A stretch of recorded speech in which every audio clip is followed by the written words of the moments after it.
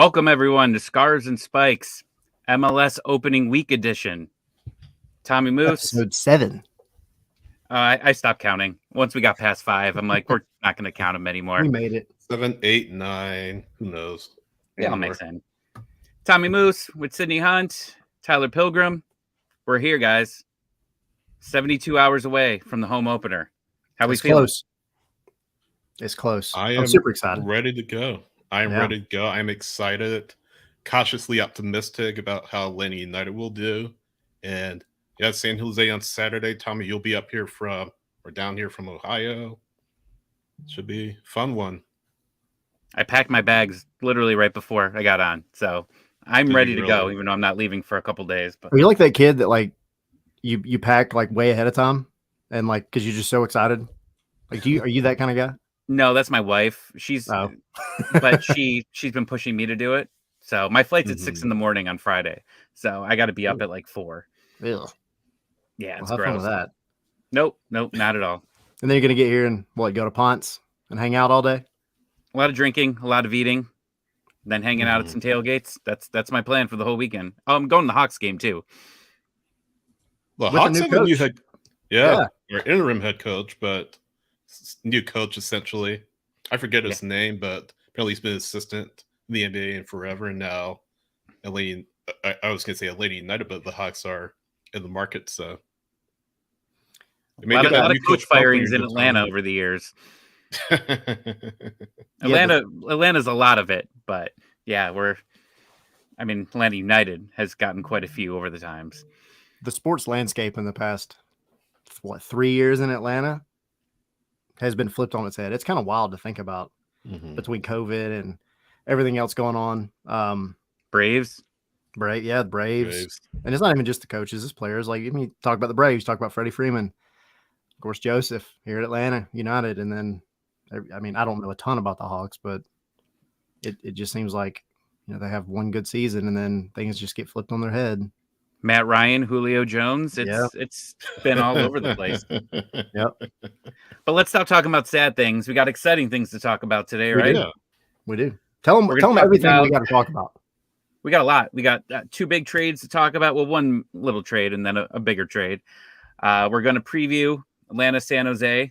We're going to talk about the new playoff format. And from my understanding, this podcast is going to get a playoff spot because literally everybody else is. Yeah. So, we get a participation trophy, I think. We'll probably get knocked out by New York City, at Yankee Stadium, but whatever. We'll be there. Postage stamp sized pitch and all of that. Right. And we've got we've got our predictions for the season we're going to talk about, and we'll predict what we think is going to happen on Saturday. Talk about if we're going to win, we're going to lose.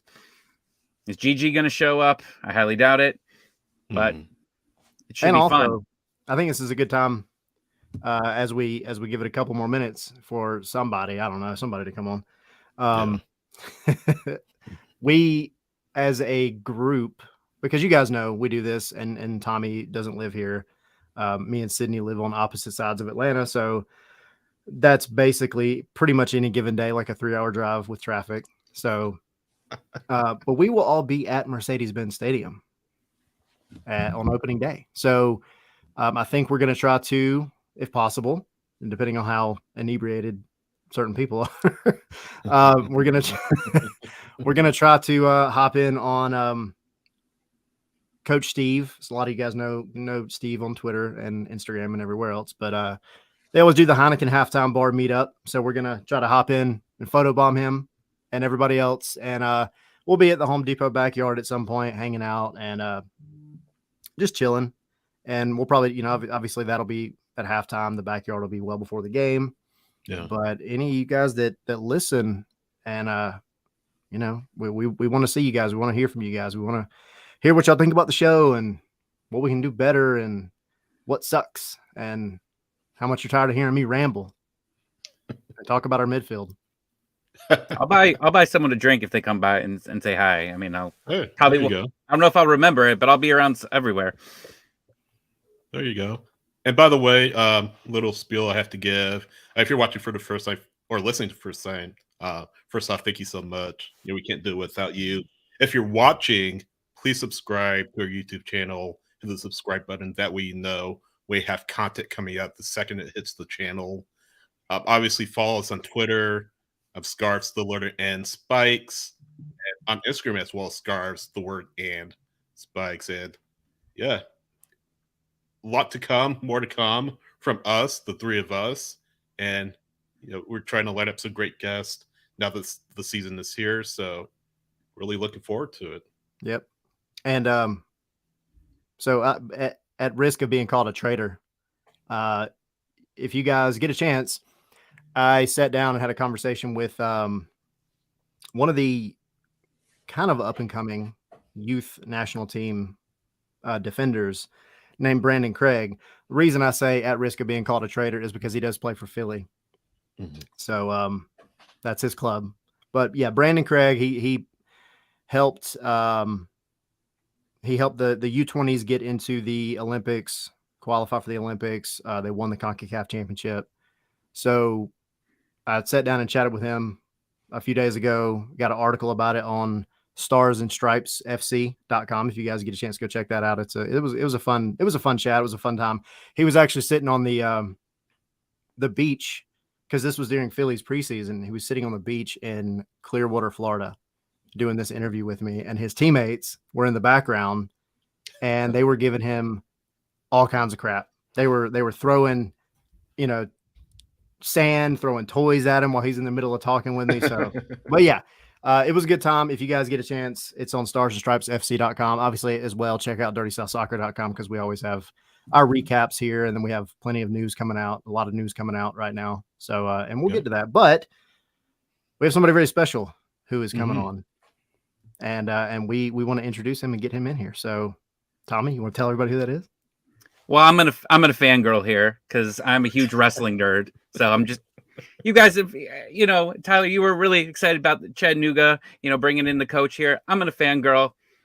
Lead announcer of Monday Night Raw, and now part of the Apple broadcast team, Kevin Patrick Egan. Hey! What's up, fellas? How are we? How's it going? How are you?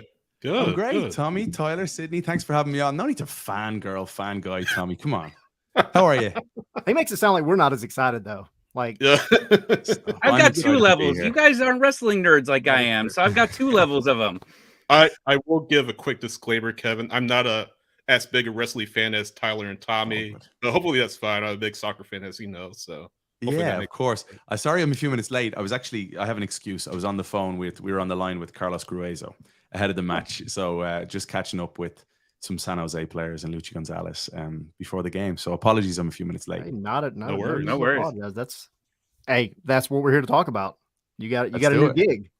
Yeah, really excited. What an honor! Like to be able to continue to tell the story of the league. It's I was part of broadcast in 2012. I remember like my very first broadcast in Major League Soccer was the Chicago Fire game away at Montreal, Montreal's first game in the league in 2012. And we broadcasted that match from the NASCAR studios in Charlotte. Think about that. Like the match was in the Olympic Stadium in Montreal, and we did it from the NASCAR studios in Charlotte because of budget reasons. And I think the league has come on and grown so much since then. And to be part of this now, this revolutionary deal for 10 years, Apple will be calling the games. And I think there's going to be teething problems. There's going to be little setbacks here and there, but everybody knows that, at least we all do on the inside. We know we have to just keep going and make sure that this becomes a success, which I have no doubt it will. Well, at least you have a future with Apple, I was going to say, because Bally's has been in the news quite a bit recently. Yeah. I mean, it switches gears for us. All I want to do is look forward, and already I'm really excited to work with Kindred E. St. Aubin. Our producer is amazing for this first game. And yeah, Mercedes-Benz Stadium, 55,000+ from what I'm hearing. Yeah. Let's see what sort of crowd it actually is. And a game that I think if we're doing an over-under on goals, I don't care what you throw at me, I'm picking the over. Yeah, I think so. Right there with you. It's going to be 0-0 now, isn't it? No, of course. So going back to the original, I guess, conversation, how did the Apple deal, how did this whole thing come up to you? How was it brought up to you? Because we saw on that original list of announcers that came out, we got a little worried. We're like, no, I mean, where'd our guys go? for a lot of us, quite honestly, that was simply people that were signed and ready to go at that point, and I hadn't signed. So gotcha. That's just being honest. Like anything, you want to make sure you're good with reading through the entire contract. If you want to change one or two things, that can take a little bit of time. So they wanted to go ahead with a launch day, and there was 18 broadcasters, that were announced before the launch day, and I believe something like 62 since then. So I honestly didn't care. I like, it would have been cool to be out in California for the launch, but at the same token, I'm just so happy to be a part of it. Yeah, and I don't think a lot of Atlanta United fans were too worried that you would be a part of the MLS Season Pass, considering your work with the club. But we signed off for the last season with you, Jill, and Mo. Did you kind of think that would be your last time calling matches for Atlanta United? Was that no, I didn't. But then again, maybe that's been a little bit cocky or have a little bit of self-belief or whatever else. I love the league, and I want to see it grow, and I want to be part of that growth if I can. Like, I see my kids, kicking a ball all the time. And I've said this many times before, and I'll say it again. I'd pick being part of Major League Soccer over any other league around the world as a broadcaster, because I truly believe in the trajectory of Major League Soccer and where it's going. But also, more important than that, for me, I want to go to games with my kids and with my family as a fan of the game on off days and enjoy it. And I crave that. So I'm in love with the league, happy to be telling its stories. And I'm just so happy that it's a coincidence that the first game for me, a lot of the broadcasters I've been speaking with them haven't gotten their old teams at all in their first batch of games that they've been given. And it just so happens that I'm at Mercedes-Benz Stadium. So roll on Saturday. Feels like destiny, right? Like maybe, yeah. Everybody wants the original crew, right? Like, you three, of course, Mo and Jillian, they're doing their thing, which is great. They've got their own set of responsibilities now, but I think everybody was kind of having their fingers crossed. Like, are we going to get Kevin back for this first one? So no, just super I don't think so, but thank you. I appreciate that. No, the fan base was excited when that was announced that you were going to be there. So super excited about it. Are there specific crews like with you and Kendra and then the other, I guess, pairings? Are y'all tied to a certain like geographical region, or is it just kind of up in the air where you guys end up at? So far, I can't give anything away in terms of where we're going, but I have no Western Conference games so far, I don't think. Okay.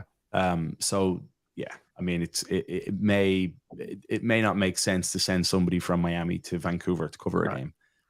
Financial sense, I mean, it makes no sense actually in any way when you've got so many broadcasters. So they may work it that way, they may not. Like they may want a certain team covering a game in Seattle. They may have tiered their teams, for all I know. So I don't care. I've said this to so many of the broadcasters when we've all been chatting, by the way. It's been hilarious. Like, we've all become friends over the years, the majority of us. So there's probably 6 or 7 different broadcasters that I was in touch with closely throughout the process. Some of them didn't make it in, which was devastating. And people that love the league, and some folks have been part of the league for a long time and just bleed Major League Soccer and are devastated to not be a part of it going forward.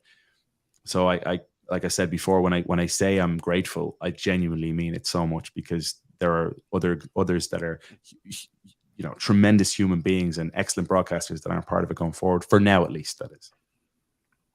Yeah, and you kind of mentioned, just your excitement for MLS Season Pass, being able to cover the league for Apple, and you kind of touched on the fact that, a little bit on the fact that broadcasters will be covering the matches on site as opposed to what you're doing, like you were just talking about over a decade ago.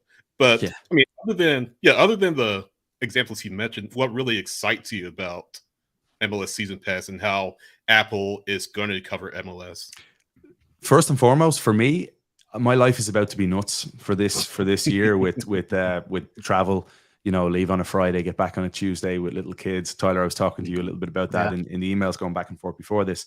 And it's the fact that I can watch any game from anywhere. And I know everybody's pumping that, through our whether it's social media or like even when I order an Uber these days, there's MLS Season Pass advertising comes up on Uber, which is so cool. But my parents can watch it back in Ireland. Like, that for me is legendary. Like, the fact that my dad can open up MLS Season Pass on his phone if we're broadcasting a game from Atlanta on Saturday night. They stay up so late in Ireland anyway that for them to watch a game kicking off at 12:30 is fine. That works also for preparation for me, like thinking about getting on a plane and logging on to MLS Season Pass and watching a match from the previous week while I'm on the plane. I'm reading a book called Essentialism right now, and it's about how to get more done by doing less and working, in the most sensible way that you possibly can. So MLS Season Pass is going to help me an awful lot in that sense. I need to read that book. Yeah, it's good. I need to live that book. Yeah, me too. Tell me about it. No, but you talked about like the global scope of it. I mean, over 100 countries. You mentioned Ireland, the UK as a whole, Wales, Europe. I mean, essentially everywhere you go, you'll be able, like you said, to watch it. And I think really leading up to 2026, this is really, to me, a watershed moment for MLS because it really exposes the league on a global scale that it hasn't really been exposed to. Well, it hasn't been really exposed in the past. So I guess that's one of the things that I'm excited about. I'm sure a lot of other people are excited about too. Yeah, and honestly, Sydney, it's not just the fact that yes, that is the case. Everybody can watch it, whether you're in Australia or whether you're somewhere, in the North Pole. Santa Claus can whip out a phone and watch it as well. It's the fact that it's Apple too. Like, what do Apple do and fall short on? Like, not much. Yeah. They really put the resources in and the brains that they have at HQ to make sure that this is a success. So what I'm seeing through all our meetings that we're having and training and whatnot, the studios are looking so cool up in New York. The facilities, the training we're getting, the conversations we're all having at such a rapid speed, like it's a race to the start line right now for everybody. And like I said, we will have teething problems. That's a given, but that's okay once you know that in advance. And we all know that, and we're all going in with the right attitude, I think. So hopefully for everybody watching, you won't be, disrupted by that, and you have a great viewing experience. I had someone reach out to me yesterday because T-Mobile offered the MLS Pass for free. And he said, I've never watched MLS, but now that I have this, I'm going to check it out. And people love free stuff. So, I mean, I think that's great for the first year too. And I don't know, maybe it'll happen every single year. The MLB Pass is always on T-Mobile every single year. So I think that's another great way to expand the league is, giving it away for free for at least the first season. Yeah, true. And my wife is always saying, do we need TV? Because I don't really watch too much, TV anymore. A lot of people are cutting the cord. And if you were hanging on for Major League Soccer, well, now obviously you can do what you want and cut the cord and just rely on MLS Season Pass. Yeah, that was a point of contention that it was a big conversation last year. I'm not ready to cut it yet. No way. So just to pivot away a little bit from the Apple thing, but specifically Atlanta, because you've been calling them for so long now. What are your thoughts right now as the team as a whole in terms of changes that have been made and moving forward, guys that are coming in? What do you think? As a fan, what do you think? Probably cautious optimism in a way. We were, when you think about the entire fan base, probably just a little bit scarred after last season. You talk to so many people that around the league that will say that's the worst injury crisis I've ever seen in a team. And you start to forget about some of the injuries that were 2-3 months long, like an Emerson Hyndman, for example. Aruju missed some time.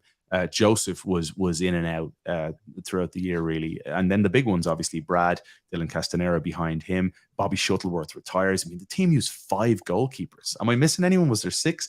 Like 5 goalkeepers. What a tough time for goalkeeping coach Liam Curran and all the coaches for that matter. So Miles, huge one. Ozzy Alonso, ACL, like the list goes on. It's crazy. Santiago Sosa missed significant time. So to have a clean bill of health or close to it as of right now, to get a Miles in from the beginning, to get Brad, your captain, back, who's such an emotional leader. Gutman missed a boatload of time last year as well. Let's not forget. I think things will be an awful lot better. The concern is just I want to see it work. I really want to see like who's going to be in the midfield. We know there'll be some adjustments for match day 1, and then further forward, maybe the 2 players I'd love to see the biggest jump from would be the 2 Brazilians, Luis Araújo and Matheus Rossetto. I think they've got so much talent, so much ability, and now I think hopefully they should be ready to take their game to the next level. I think Araujo, we mentioned it on the show last week. Araujo has been the one that, to me, and it's kind of strange for an attacking player, but to me, he's been the most consistent player in the preseason. Again, the preseason games, I get that. But Pineda, he mentioned a few days ago that after the AmFam Cup, actually, that he wanted Araujo to be as he was in 2021 when he first got here. And we know how exciting he was. Yeah. And to me, seeing him in Chattanooga and the little bits and pieces that we've seen from the other matches, and then, of course, the AmFam Cup, he seems like he's taken whatever conversation, whatever break that he needed, and he's run with it, literally. Yeah. But I agree with you. I think everybody could agree that he needs to be the one, especially as a DP, that steps up. And the league doesn't feel that way. Like, if you talk to people like fans of other teams around the country and Canada, they don't see him in that like elite bracket yet. But Atlanta United fans know it and they can see it. Like that goal against Cincinnati after 5 minutes when he first burst onto the scene was staggering. Like if any player did that, like if Kylian Mbappe did that, and we're talking about it all the time. He had no right to take on 5-6 players the way he did and finish in the way that he did. It was a beautiful goal. It's just, can he do it now consistently? And his numbers, they've been dragged through the mud. We all know his numbers last year in terms of like conversion rate, like pop shots from distance. If he can be a little cuter, a little smarter with his decision making, a little savvier, well, then I think Luis Araujo could have an outstanding season. And it also helps on the far side that you're going to have natural width with a Derek Etienne Jr. or Caleb Wiley that like to stay wide. That's going to help Thiago Almada an awful lot as well. So obviously the big story is, of course, Joseph Martinez going to Inter Miami and Yorgos Giakoumakis coming in from Beautiful Celtic. Pronunciation, Sydney. Say it again, Sydney. Say it again. Yorgos Giakoumakis. Well done. Love it. Hey, we've gone through it on this show. Exactly. Oh man, we went back and forth. Definitely. What should the goal call be if Giakoumakis scores? What should it be? Oh my god! I don't know. Name, right? You're not over it yet, Tommy, are you? If we bring up Joseph, we have to light the candle. This is every episode. That's fair enough. Yeah. Is it Yako? Oh, there you go. There we go. There we go. Nice. Cheers. Nice. But I'll have to get back to you, Kevin, on that goal call. But that's of course it's going to be the big storyline, right? Surrounding Atlanta United, how Giakoumakis integrates himself into the league, not just Atlanta United, but into the league as well. He has some success with Celtic, of course. He has some success in the Netherlands. Again, that's going to be the big story. And is it the big story, though? Is it? Well, like for you, it's one of them, but I don't get that sensation right now, that feeling that if Giakoumakis doesn't score 3 goals in his first 5 games, that we're all going to like. The reason I say that is I think he's going to be I'm sorry if I cut you off, Sydney. Apologies. No. I think he's going to bring his teammates into play. I think he's a better suited player potentially for this system with the players around him than Joseph was. And I have to be careful when I say that. I take into context where Joseph was when he left and the last few seasons, and he hasn't been the player that he was in 17, 18, and 19. I think he'd say that himself. Joseph will always be the king of the South in Atlanta United's fans' eyes. And I, for one, I'll say this now, I'm incredibly grateful that I, as a broadcaster, was along for the journey and was able to call so many of his brilliant goals. Like when I see him again, I want to go up and give him the biggest hug and kiss on the cheek and thank him for the memories, but I think it's one of those ones that just my honest opinion, I feel it's a good move for all parties. For Joseph, I hope he goes down and I hope he starts banging in the goals for Miami. I really do. I wish him the best because he's a top class fella. And for Atlanta, I hope Atlanta are a better side without Joseph now, because we've moved on. The team has moved on. And if Atlanta United is relying on Joseph Martinez not scoring goals to make the playoffs, well, then that says something about Atlanta United rather than Joseph, right? So like the club is big enough and bold enough to be able to move on and make the playoffs without worrying about what the striker down in Miami is doing. Yeah, no, that's an interesting point. Definitely an interesting point. But going back to Giakoumakis real quick, I'm sure you've seen your share of the Premiership, and Mark, who watches the show all the time, has a good call. Yorgos Giakoumakis, I think we're pronouncing that right. Barcalazo again. Yeah. Yeah, but I'm sure you've seen your match of your share of Scottish Premiership matches. If so, what are your impressions of Giakoumakis, what you saw from him or what you've seen from him thus far overseas? Well, first of all, aside from the actual play, he screams passion. I've talked to a few friends over there, and they're like, he is so lovable, and that's the aspect that I think Atlanta United fans will latch on instantly, is his passion for the game. Now you throw in an Andrew Gutman, who I've said before, I think could captain Atlanta United for the next 10 years, or close to that. Then you get Brad back, you get Ozzy Alonso potentially back, and all of a sudden you're looking around this team going, there is characters.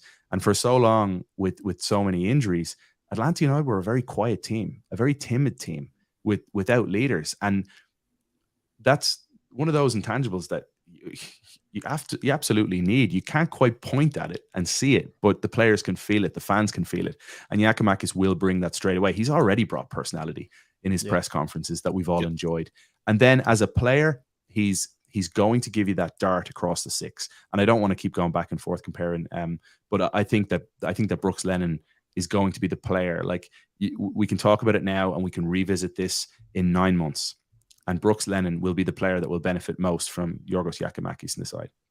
I totally agree. That the height, and it kind of goes back to some things that we talked about last year a lot, that points that came up with the style that Pineda wants to play. There just weren't really any big-bodied guys in the box to kind of cause chaos. Joseph was in a system that wasn't suited, I think, to his strength that he had, back in the day, and that's fine.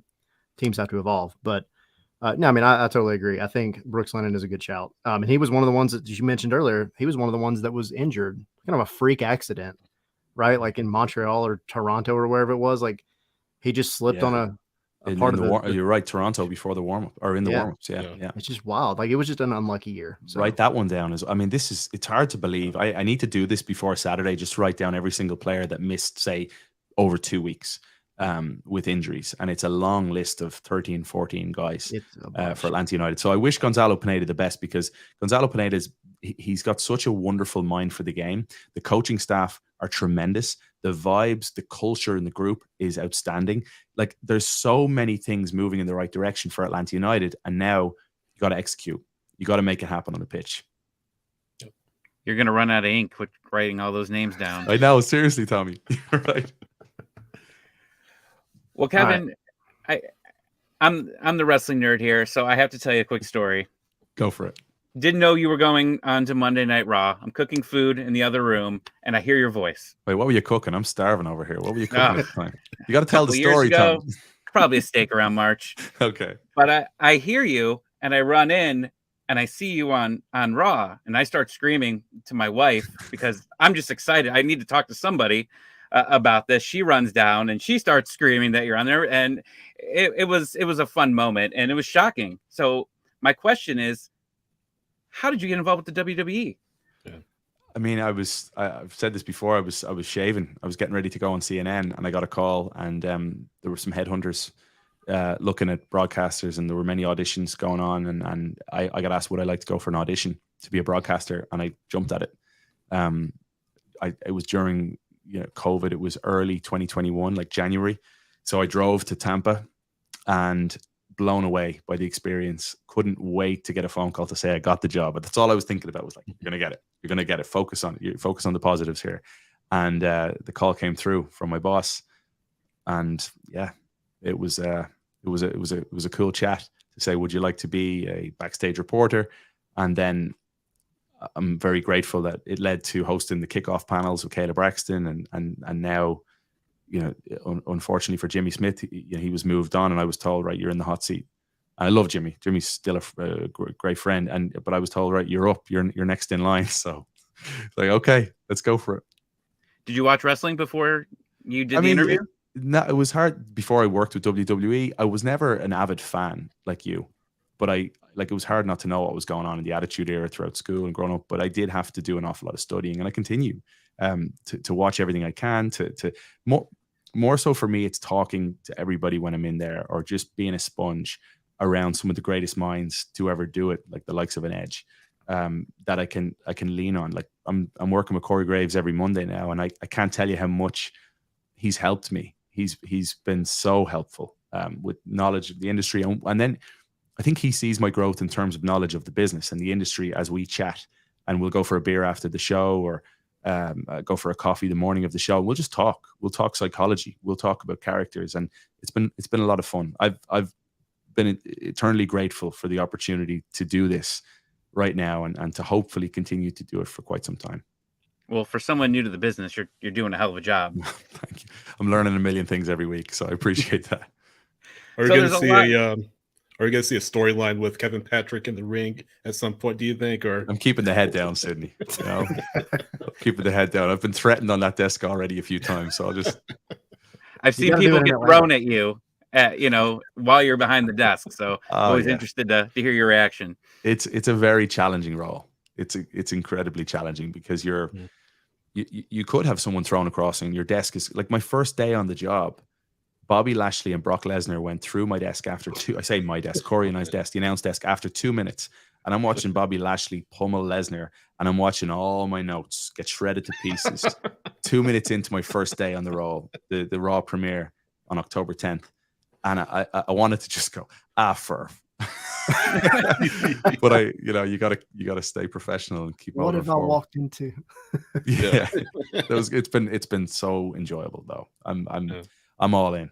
I'm all in, mentally, physically, everything. So it's going to be a wild ride this year, but just feel very lucky. Well, there's a lot of wrestlers that come from Atlanta. Yeah. Are any of them Atlanta United fans? Yeah, I mean, I've been on to AJ Styles about hammering the golden spike. And AJ would definitely be up for that. I need to speak with someone at the club, like Xavier Woods from the New Day would love to come out and hammer the golden spike and go to a game. So Cody Rhodes doesn't live too far away. He's here in Atlanta too. So yeah, we gotta get some guys out. I know Corey Graves asked me for an Atlanta United jersey today, so I might see if the club can get him one with Graves on the back. That would be awesome. Yeah. Have him come in and nail the spike. That'd be sweet. Yeah, he said though he's like, well, I want to do it with you. We're podcast partners with After the Bell, so we'd go do it together. And I was like, they don't want me to do the spike. They want you to do the spike. I'll just walk alongside and I'll show you where to go. Stand there and cheer. Yeah.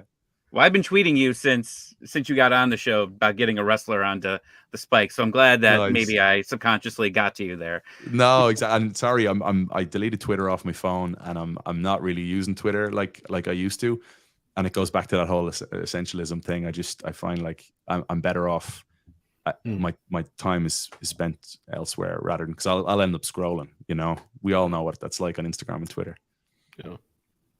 Well, I think Alexa Bliss is an Orlando City fan. I've seen her with some jerseys, so you got to start trash talking. That's Mike Rowan, the ring announcer, getting her out there. Yeah. We're rolling this weekend, guys. How are we all feeling about it? Have you given predictions yet? Not yet. We were going to do that at the end, but we can do it right now. Do it now. I'm not giving a prediction. Don't ask me for one. I'm calling the game. That'd be rude of you guys. I'll go with the over though. Whatever. I think we're going to see goals, but there's question marks about both teams' defenses. I don't have question marks around any particular part of the Atlanta defense. It's just more for me.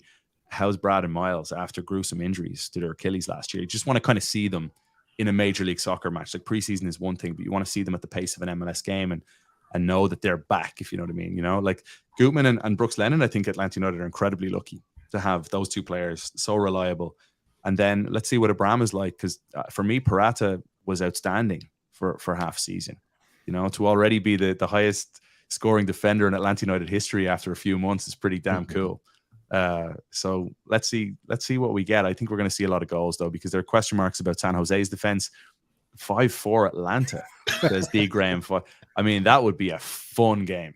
You're not going to have a voice after that. No, right. you think about the San Jose Atlanta games over the years have all been fun.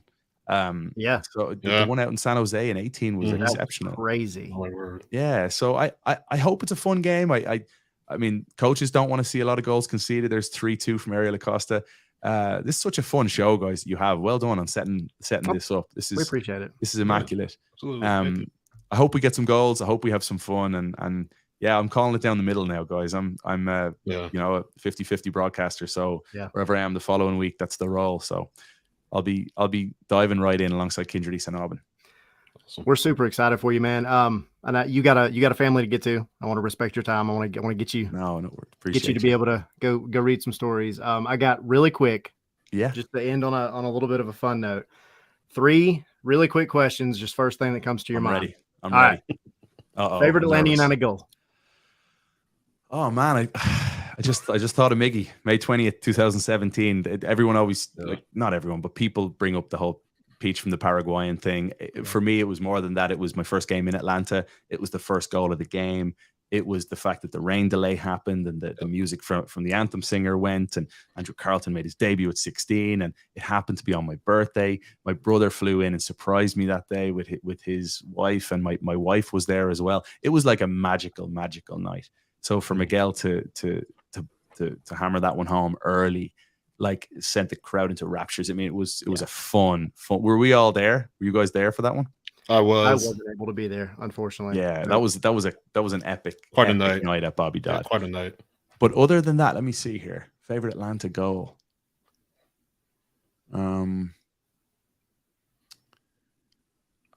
I mean, there's so many. There's a few Tito Villalba memories as well from early doors, of like just pure pace and power. Yeah, goal in a china shop. Yeah, still so Villalba. I'll probably go with Miggy. I'm good with that. So side note, your birthday's May 20th. Yeah, I'm May 21st, man. That's no way. What year were you born? You're a lot younger than me. 1989. Oh man, you're so young. Yeah. I'm 85. Oh, that's not bad. Yeah. I'm the oldest one. Oh. Yeah. All right. Favorite place you traveled? Ever, for anything? Yes, anything. All right. So favorite, I'll go favorite within Major League Soccer for now, because that's just come to mind, is Vancouver. To go to Vancouver and take an extra couple of days and go like Grouse Mountain, go out to Whistler.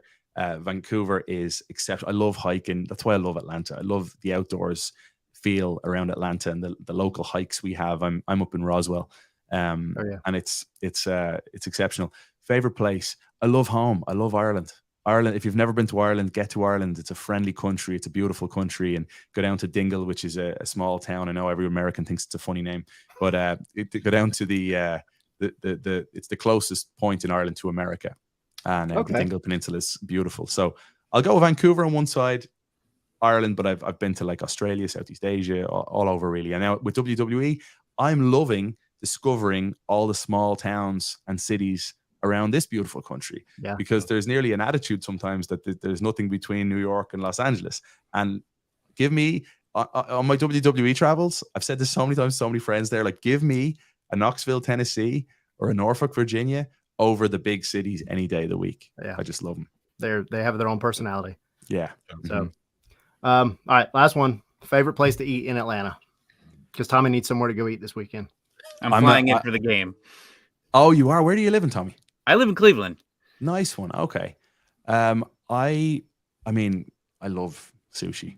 So I feel like whenever I go out and I want to eat, I want to try and get good sushi. And we've got a great place here in Roswell called Monkey 68.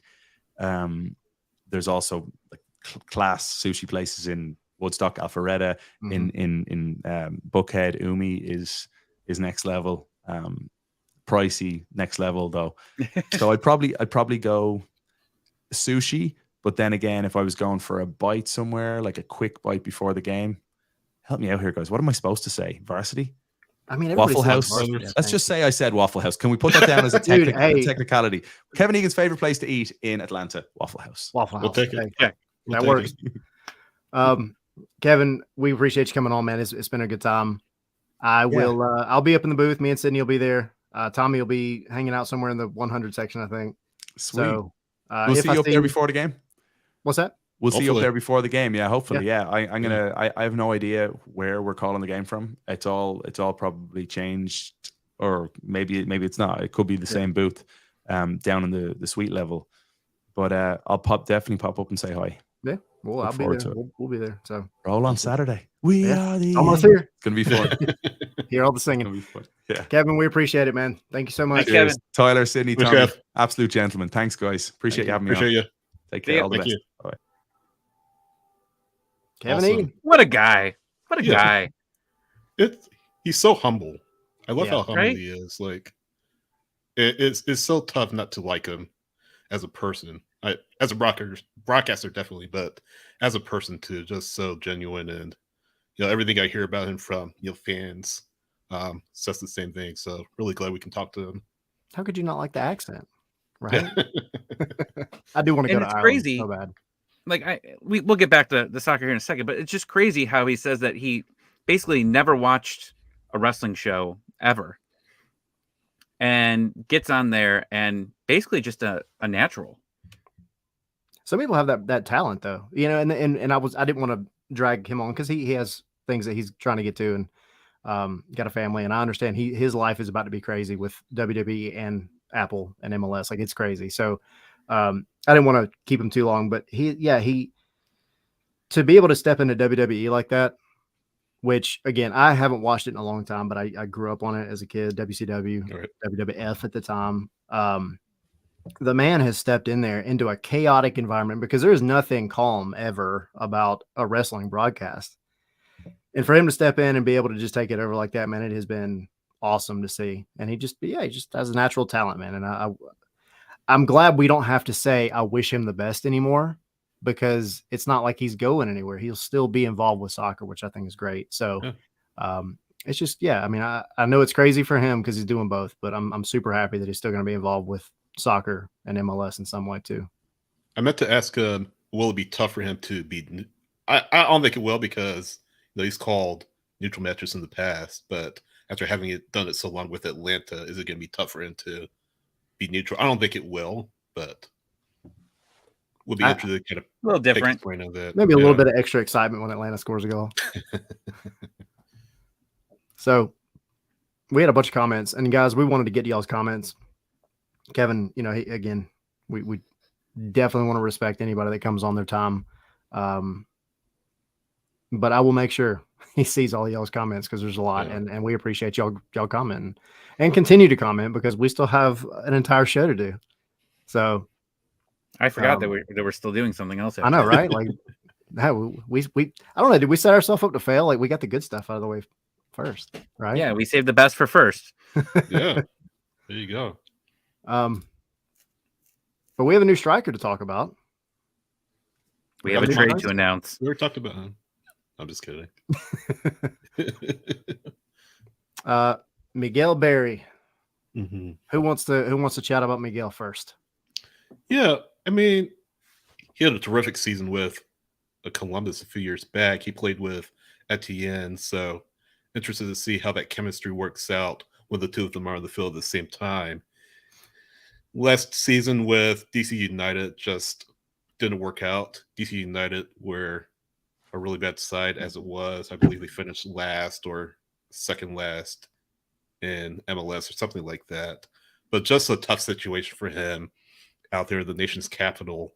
But hopefully here at Atlanta United, and of course Atlanta United sending, I believe it was $150,000 in GAM to DC. Could go up to $250,000 depending on performance-based incentive if he meets those. But I think it's a decent signing, knowing that he'll be a backup. He's not going to start every single match. That's going to be Giakoumakis.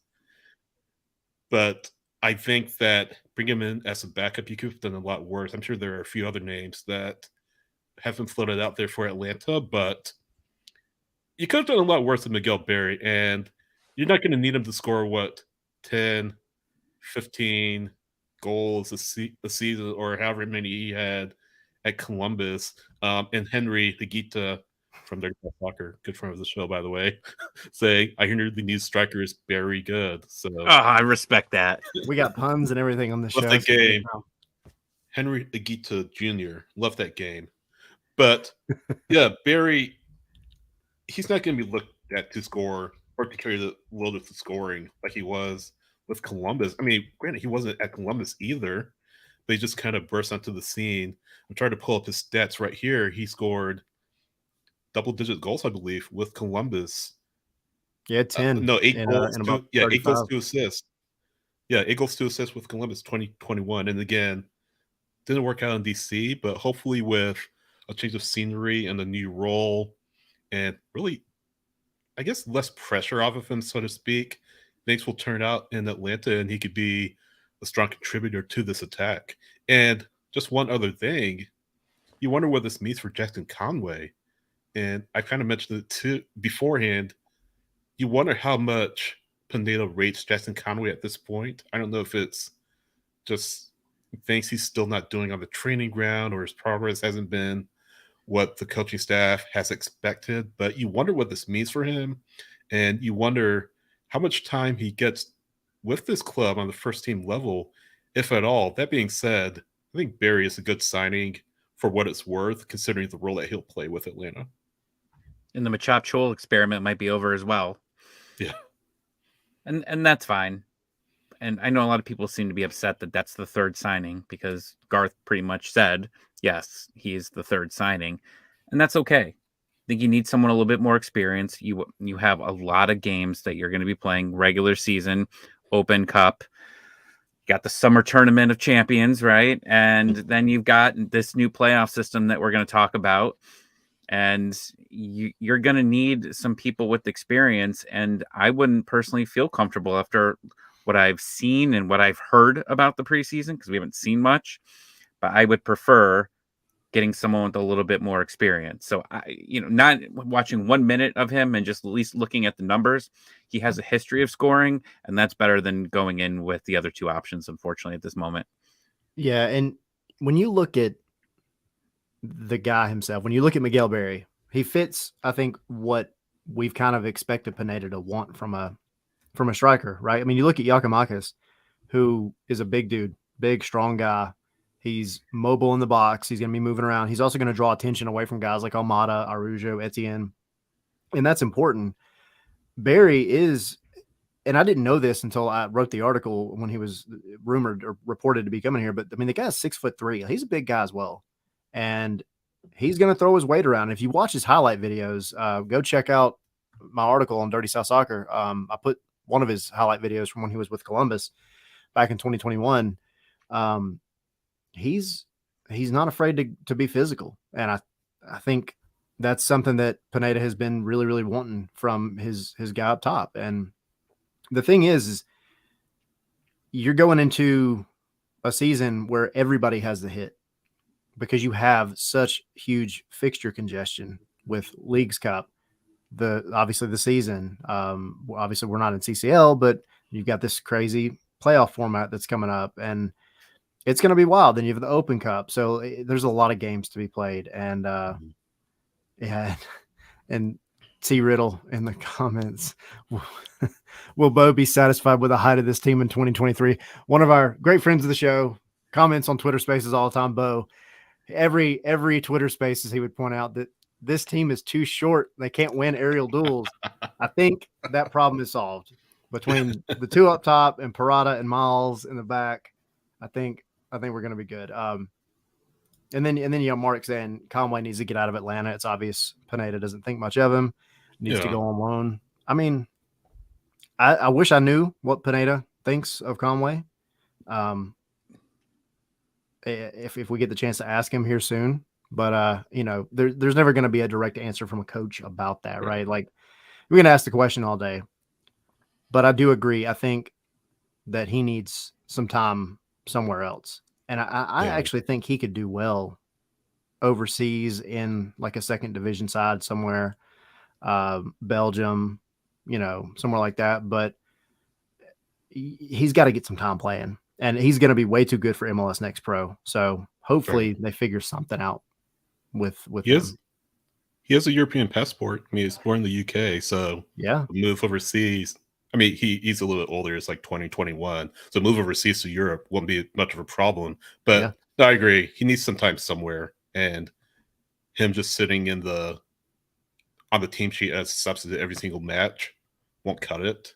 He needs to be somewhere where he's actually getting playing time, and I don't think Atlanta is it. I think this kind of sends a message that he may be on the way out somewhere on loan to get him some development time, and then once he gets some matches underneath his belt, see how that went, and then make your decision based off that, whether you want to keep him for the long haul or move him out somewhere else. But I really thought we'd see more of Jackson Conway in 2023 than we have in past seasons. And not to dump on the move for Barry, because I think it's a good move. I don't think that's the case now that Miguel Berry is in the fold. And he probably starts. There's a very good chance that he starts on Saturday. I wouldn't be shocked. if that's it, I guess the only real question that we have is, does the visa come in for Gigi, and is he the backup?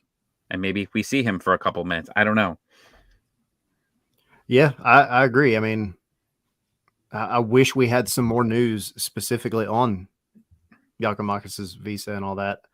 That's the thing, man. You're dealing with the federal government. Mm-hmm. It's a crapshoot. Who knows what's going to happen? But I don't know, man. I really, really want Conway to succeed.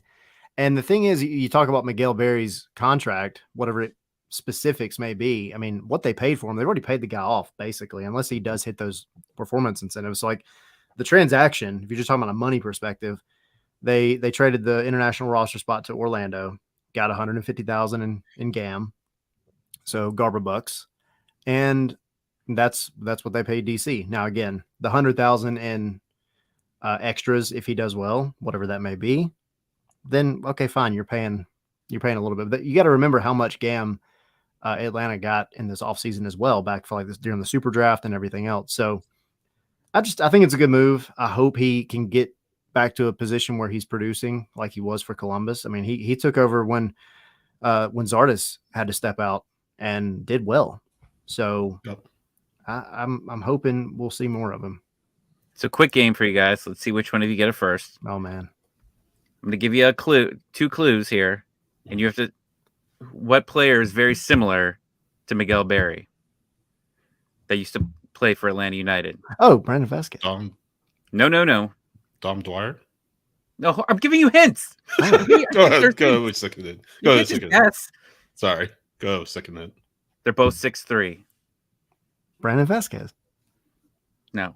No. I mean, Brandon Vasquez might be 6'3", but whatever.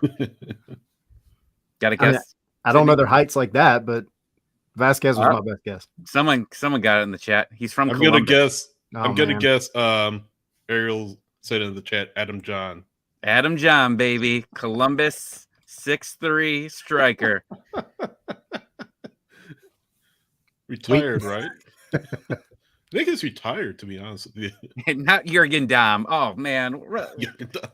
All right. I think Jurgen Damm is quite 6'3". We brought up Jurgen Damm in the chat once already. Now we got to hit the other two. Ring the bell. Yeah. All right. So Miguel Berry, yeah, maybe we'll see him Saturday, possibly. If we don't see him, we're in trouble. Yeah, if we don't see him, it's going to be one of us down there again. So we'll see how it goes. And I'm 5'6", about 200 plus pounds. So I don't know how I'll get on. Plus, I'm almost 39 years old, so I don't know if I have the fitness to play 45 minutes for Atlanta United. I'll do my best. I'll try, you guys. I promise. All right. So Lagerwey, speaking of paying off this transaction already, the dude's been wheeling and dealing. Now we have to give credit where it's due. It is the entire front office. Now we'll reserve judgment, I guess, until we see how Miguel and everybody else does. But Lagerwey's been on a bit of a press tour this week. He is chatted a lot, and I don't know if they're still going on, but Soccer Down Here, Jason Longshore show, they were doing a live show from, I think, Wild Leap Brewing, I believe it was, and he got on there, was chatting with them as well. So he's just been everywhere this week, and it's good because it's the opening week. You know, we're in the run up to the season, but I know, Tommy, you listen specifically to a lot of the stuff that he said, and we'll bring it up. But what stood out to you, I think, in terms of like everything that he said? Was it yesterday? Yeah. Yeah, he doesn't BS. I mean, he's completely honest. He admitted that the third signing was Berry, that there's a possibility that possibly they would be able to get someone else in the offseason. But I think they say they still have 2 roster spots open, but they're fine leaving those 2 spots open because they want to pay the other players on the roster a little bit more money, which respect for that. But he seemed to, without actually saying it, that there's a possibility that someone on loan could possibly be purchased, which could open up some roster space for us as well. So that's exciting. Talked a little bit about U.S. soccer, trying to almost make it a hub here for them, which I think would be huge since the hub for the Olympics is going to be in Atlanta soon. So that's exciting that they're trying to get there. But he's very positive about this team, and I understand why. I mean, someone asked him about the midfield, and he's more positive. I think most of the people we've talked to, besides the three of us, about our chat, I think our chat and the three of us are on the same page about the midfield right now. But I think that he realizes that probably if there is a force signing, that comes in the summer, it would likely be somewhere in the midfield. Yeah, you talked about the hub. I think you said the Olympics. I think you meant the World Cup, right? Yeah, sorry. Atlanta. I mean, the Olympics probably soon enough too. Essentially. Yeah, that too. Atlanta 2048 or something like that. No, but let's go back to that real quick. I think, and it's probably still a ways off, this new facility, but I think that'll be a real boon for Atlanta. But Garth talking about going to underprivileged communities, underrepresented communities, and reaching out to them. And he said, if this is the kind of thing where if U.S. soccer relocates here, I think it makes a ton of sense with the airport, the crown jewel of Atlanta. And then talking about people coming from all over, the weather and all of that. I think, he's really trying to sell his vision to U.S. soccer. And I think that if it does make its way down to Atlanta, I think that'll be very key, especially Tom, as he said, with the World Cup coming up. But another thing that he mentioned was some of the roster stuff. He talked about the international spot, them trading it away, but he mentioned that a green card could be coming for a player too. His exact quote is that we're always working on the green cards. We're always working on green cards. So we may see that come down the pike and free up another spot potentially. So just some roster things that he mentioned as well. But Barry, he said that it's a good young player, hard worker, and I think he's happy with getting Barry on the roster. So sort of some thoughts that he had roster wise and on this year's soccer thing, more of this year's soccer thing. And I think he said we still have one international spot. Is it one or two? Yeah, I'll have to dig into that. But okay, but he did say we have one or two because some people were worried because international roster spots are for Atlanta historically, they're precious.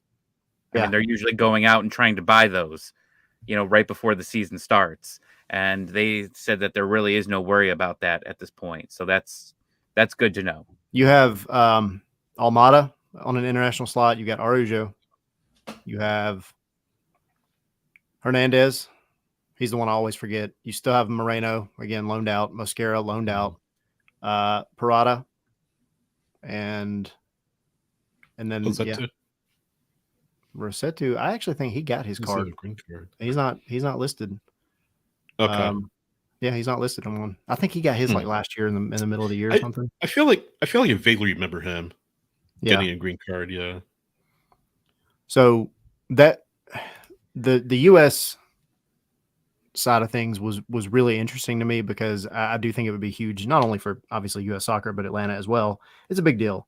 And y'all know my feelings on this because we talked about it in the Spaces show so much last year, especially at the end of the season. But he talked about what he referred to as like the soft infrastructure, which I guess is what we kind of referred to a lot last season, is like the back office kind of stuff, like analytics and all that. But he mentioned, and this is just quoting, because I think it was Sam Jones that asked him about this specifically, but he said, we're closing in on a deal with an analytics consultant, and we talked about that a month or so ago. He said, as I told you earlier, we're going to add a data engineer in that department. Going through a total review of all of our player development systems right now as well. That stuff probably wouldn't evolve until the summer, but I'm really excited about the direction we're headed there. And beyond that, I think we've really drilled down and organized our scouting in a way that's pretty efficient.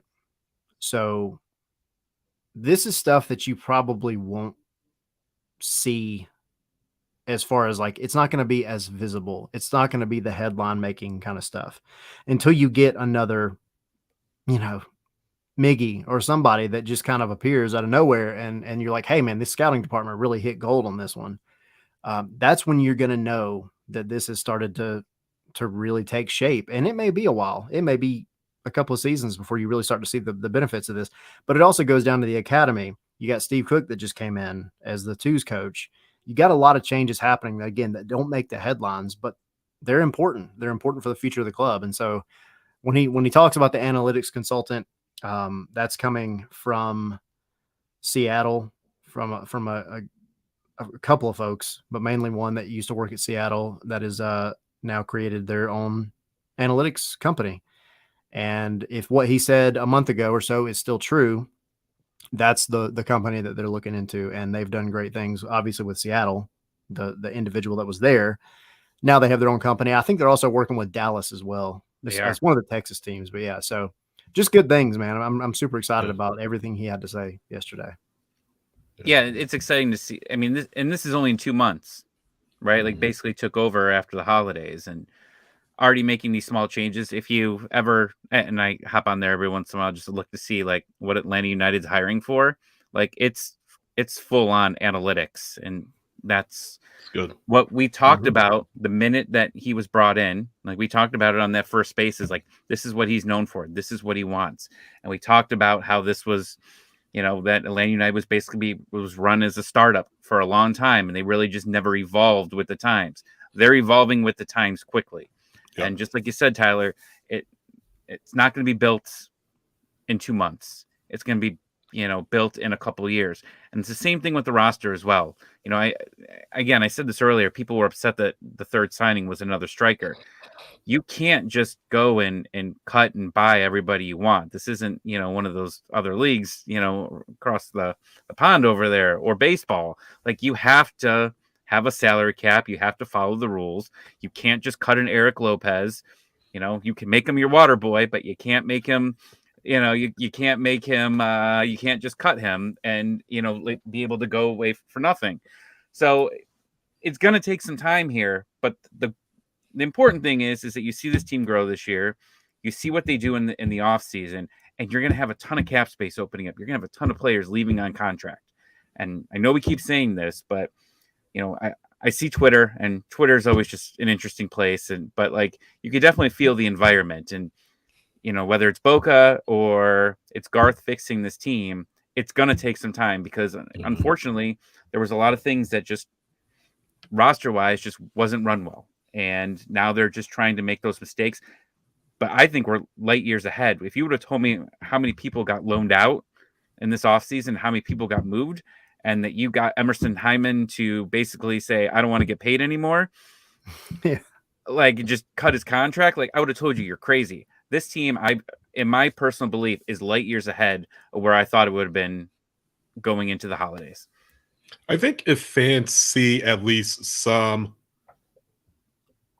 reason to be optimistic in 2023, I think they'll be happy. I don't think we can take another season like 2020 was, where pretty much nothing went wrong. I'll argue, I don't think fans can take another season like 2022, where it seemed like everyone got injured every other week or every other match. I think, I'm not a big luck person, but I think that part of the picture will be a bit solved. I think this team will be a lot healthier than it was in 2022, just by common sense. I mean, like, we're not going to have another 2022 injury wise. It just won't happen. I guess. Yeah. I guess. Yeah. Like, don't let Sydney jinx his team. Don't let Sydney jinx his team. No, but last season was extraordinary injury wise, and I haven't seen it at any level of professional sports as a sports fan to have injury after injury after injury. And I think if you had like 2 or 3 players who hadn't gotten injured, this would be a playoff team.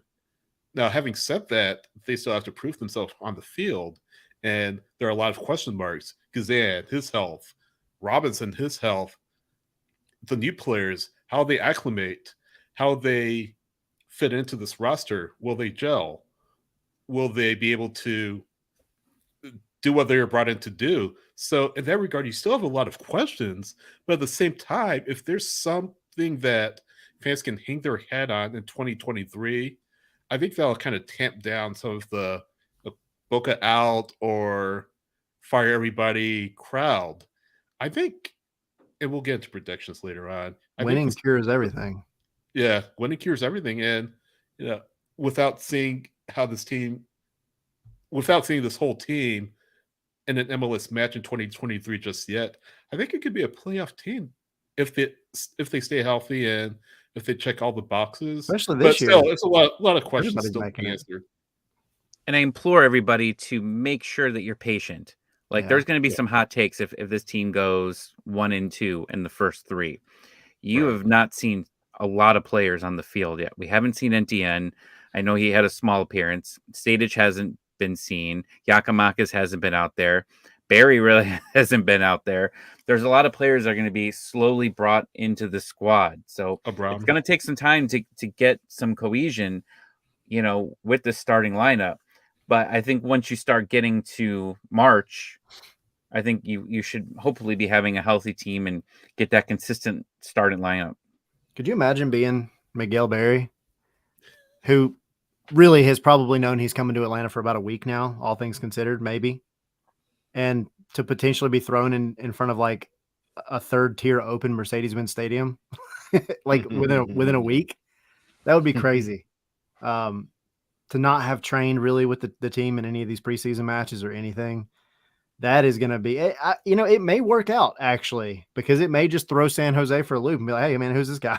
we were thinking Giakoumakis is going to be the man, but not anymore. So, and T Riddle puts, here and the excuse to start. It's not an excuse. It's just what sports are. Like, that's just what it is. And you haven't had a lot of these guys come in. I mean, you're still going to see Miles. Oh, we haven't, and we saw Abram, right? Abram. I'm close. I'll get there. Give me like 2 weeks. You have Sosa suspended for 2 games. Like those are just 2 people I forgot about. Like, so you've got 5 players that are probably going to be consistent in your starting lineup that haven't even seen the field yet. Yeah. I'll add one quick thing. Sorry, Todd. Just one quick thing. Let's be. I'm trying to find the best way to say this. If this team comes good and let's say they start out hot, I feel like everyone's going to be saying, "Oh, this is what Garth Lagerwey did." I mean, the guy's been in the job for 2 months, so I don't want people to feel like they can't give Carlos Bocanegra credit for anything. If you talk about Giakoumakis, he said that essentially Bocanegra did all the heavy lifting in bringing him in. Abram, I would assume the same. Etienne, I would assume the same. I think Etienne signed like a week plus after Lagerwey got here. So actually, it was before. It was before. Yeah, either before or a week before. It wasn't official until after Garth came in. Yeah. Right. But I mean, if those 3 players in particular come good, I feel like much of the fan base is going to say, "Oh, look what Garth did," and not to dump on Garth Lagerwey because the proof is in the pudding what he did in Seattle. Let's not be so quick to say, "Oh, this was Garth that did this," or "This was Carlos that did this." Let's have a reasoned look at where this team is. If they do well, let's just be happy that they do well. Don't be so quick to say, "Oh, Garth did this," or "Carlos did this." If you do poorly, listen. I hopefully they don't, but blame Tyler. Yeah, but let's not be so quick to cast blame. Granted, Boca's not covered himself in glory. He's done some great things, some good things for this club. He's had some misses for this club, but let's not throw the baby out with the bathwater. Is what I'm trying to say. I think. Yeah, I mean, you again, I always say this, you've got to give credit where it's due, right? Like we can sit here and discuss the decisions that have been made over the past few years. Like, yes, there's been some frustrations, 100%. There's been some that were good. So like, it is what it is. I don't want to necessarily dive into that whole thing, but I do think that Atlanta does have, even if you're bringing in players that haven't had a ton of time with the team. We're worried about injuries and all. I do think Atlanta's schedule is relatively favorable in the early part of the season. There's also a lot of wild cards for everybody because, I mean, you look at 3 weeks from now, you have Charlotte, and Charlotte, I mean, they've had a fair amount of turnover, and their system's going to look entirely different this season as well. So you got Toronto, which at first glance, I'm like, I think they're going to be okay. And then I start looking at some of the moves, and I just don't know anymore. But I think a lot of other teams are probably looking at Atlanta the same way. And I think, yeah, in the chat, that point was brought up actually perfectly. Ali saying, I'm actually glad we had a massive overhaul after a bad season. I think being underestimated will work to our advantage. That's the thing about soccer. I mean, you can have a significantly changed roster coming into a new season or really any time in the season, and your luck can turn. And I mean, I think, yeah, Justin saying a minute ago, like the team just had crappy luck. They're due for some good luck. Let's hope it hits this season. I think that's the biggest thing too.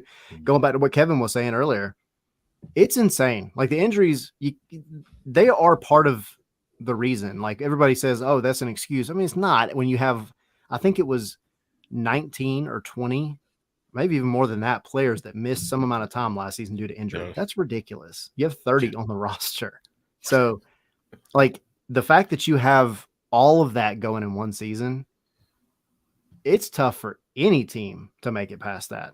So I think there is reason to be cautiously optimistic, and I think there is reason to believe that Atlanta could come out and do very well in the first 5 games of the season. Do I think they're going to go, 5 wins? No, not necessarily. But I mean, I think if you come out with a couple of wins and a couple of draws, I mean, you're not sitting the worst in the world while you get these guys back implemented with the team and some of the new guys brought in and kind of settled in.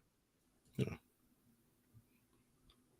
One other thing, and this is good news, that Garth Lagerwey said on Wednesday night, which is obviously when we're filming this. If you're listening to the podcast or watching live later on, a third kit may or may not be released this year.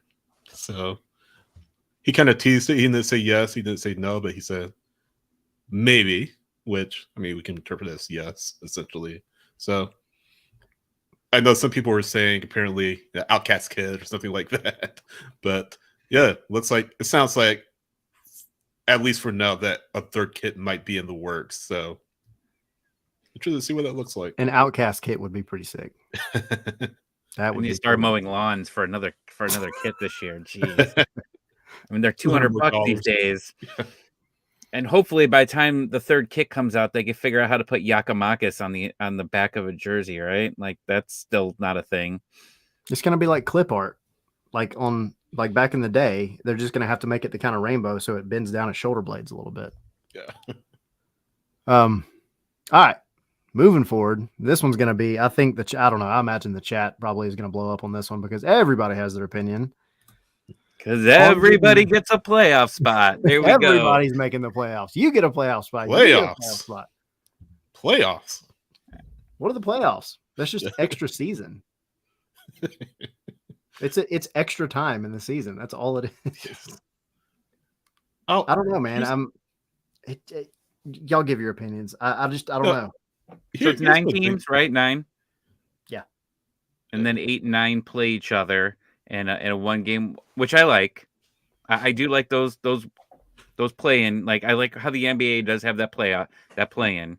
Now in the NBA, the chances of a first or a 7th or 8th seed beating a first or second is practically none. I like that. And then you go into the best of 8 and you're playing a best of 3 series with no extra time, no draws, go straight to penalties. Best of 3. So yeah, I mean you potentially are going to go into it having to play a full set of 3 games. And I mean, I don't know, maybe it's like a mercy kill that they decided not to add extra time and then penalties, but like that's a lot of extra matches. And I mean, when you get up to like the conference finals and all, like that makes sense because you're back to what it should be.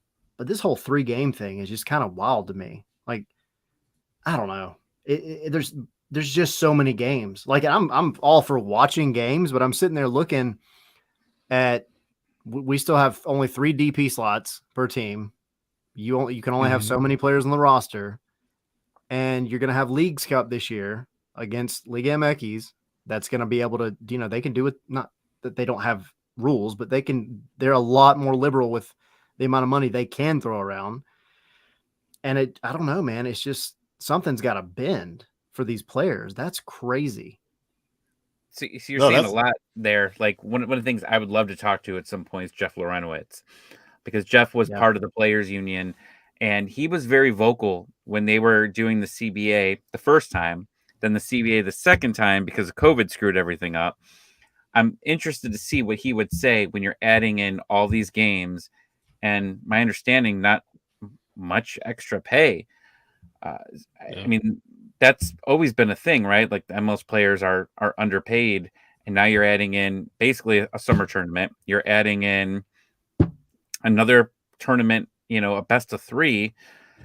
My worry here is just the quality by the time you get to the end of the playoffs just might be rough. And I think the best of 3, I mean, it's a 2-part thing. Apple wants more games. They got this big deal. They want more games.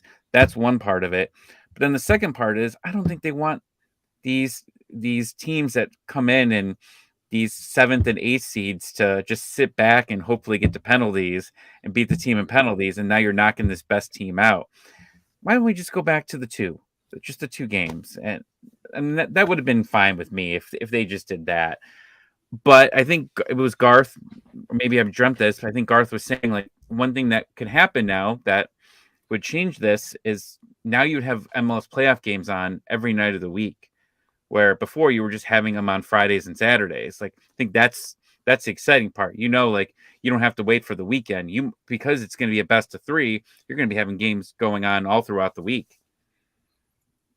I don't blame him for saying that, because it's a financial benefit to Atlanta United and to any MLS club that makes the playoffs. But kind of going back to the roster thing, was it like let's say a 9th seed makes the playoffs, so that's one match. Was that 7 matches they'll have to play to win MLS Cup? That's just quick math off the top of my head. That's 7 matches plus 34 matches in the regular season. Plus, we talked about Leagues Cup. We already talked about US Open Cup. We haven't talked about Champions League. I mean, what if a team is in Champions League? They have that to worry about. So, again, fuzzy math, that's like 60 matches maximum that you could play across the 60 for a team that's in Champions League. And then, of course, how far you go in Open Cup and everything else, you're looking at up to around 60-something matches. Yeah, and we talked about compensation for the players. We talked about rosters for the players. But, kind of going back to Leagues Cup for a second, if you want your teams fresh for a playoff run, how are you going to handle that? How are you going to handle the fixture congestion?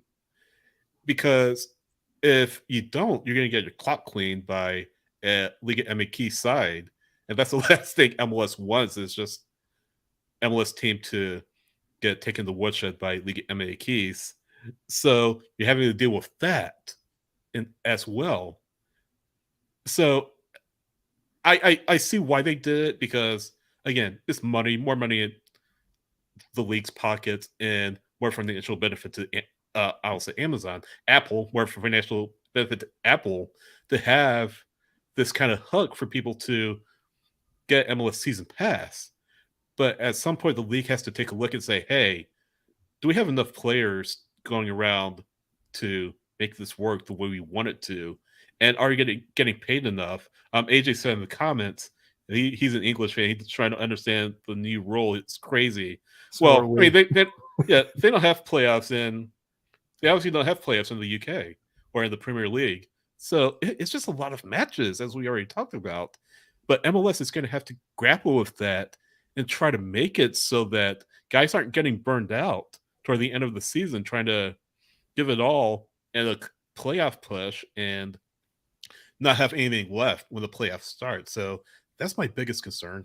I've Good comment here in the last comment here in the chat about there's an international break between the 3-game series. That is important. I think that does definitely give some people a rest, but not enough. That also throws a wrench in things too, because you never know what an international break is going to do to a team. Yeah, right? Like that's true. You have them go on a mandatory international break. That's a good question. I have to look it up. I don't know. Remember what happened to Miles? Yep. So, but I mean, I've said it once and I'll say it again. Like, I think going back to the Leagues Cup specifically, because it is kind of an overarching thing.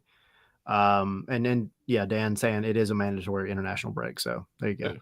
Yeah. But yeah, I mean, if MLS goes into the Leagues Cup and does, like you said, Sydney, get their clock cleaned, I actually think that might be one of the best things that could happen this season, because in my heart, I would like to think that Don Garber would then look at everything and be like, hey, maybe we should let these teams spend some more money. Maybe we should let them have another DP spot. Maybe we should let them, change up the roster rules a little bit. And then you have something that's really going to be beneficial next season when you can have the talent that's going to be able to cover so many games. Probably should have happened already, though. It should have happened already, 100%. But I don't know. I don't know if he's like, there's too many changes going on at one time. Like, I don't know what in the world was going on when they decided this playoff format. I just don't know where the common sense was at. But anyway, it's just wild to me. I think with better roster rules, you can make it work for sure, but not the way it is now. Like, you just don't have the depth on a squad to be able to play that many matches. I think Gar said that there's no change from the MLS Next Pro. Like, it's still, I think, 4 call-ups per player. Yeah. And then adding on to that, like AJ with another comment, if you're a top Premier League team, you play 60 games easy with cups and European competition and everything else, but the English squads are a lot bigger and the youth players tend to be of higher quality, which is true. And somebody was mentioning, like a guy like Tyler Wolff earlier. I don't know if it's like a knock that he's got or whatever. I don't know why he's not really playing. He was brought back though off a loan for a reason. And I think he's going to be the guy that's going to take a lot of the load off of Almada for things like the Open Cup and the Leagues Cup, probably, depending on how important Atlanta wants to make the Leagues Cup. So that's they've got to make do with what they've got, though. It's a lot, and it's a lot of fixture congestion. We'll see how it goes. You mentioned Wolf, maybe a guy like Jay Fortune as well. Yeah, could love to see him again. So yeah, a lot of pieces to the puzzle still need to be filled in. Yep. All right. So moving forward to this weekend, we have a real game to talk about. Not that the AmFam Cup isn't a big game or a real game. The biggest game. It's on a league of its own. So unfortunately, we're not the reigning champs. 2-time. Not 2-time. 2-time. But San Jose. I want to hear y'all's opinions on it. I think if I had to pick out one player that I'm just like, hey man, really got to keep an eye on this guy. And I don't know if you guys would agree with me, but it's going to be Cade Cowell. Yeah. I don't know how many of our listeners pay attention to him with some of the men's national team stuff and everything else, but Cowell is a kid, man. Like, that dude is he is on one, and he is a talisman for San Jose. BC is mentioned in the chat as well, being brought up. Definitely, you always have to keep an eye on Jeremy. But I don't know. Cade Cowell's the one that stands out to me. I don't know what you guys think, but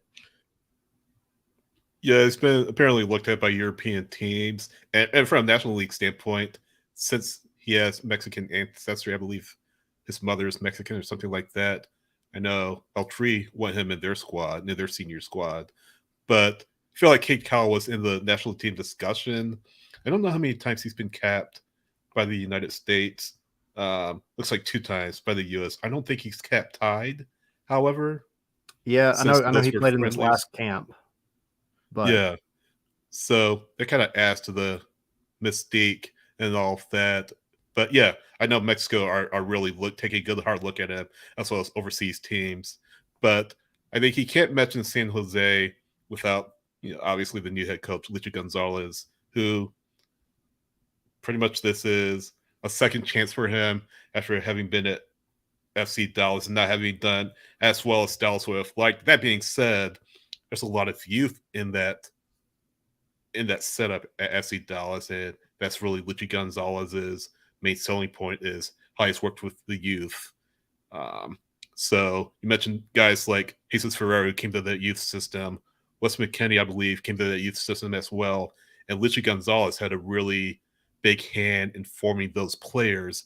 So that's a huge part of it. I'll be interested to see what he does out with San Jose with their youth setup. But yeah, with FC Dallas, I think he went to the playoffs like once or twice. Once, I believe, and then he was fired.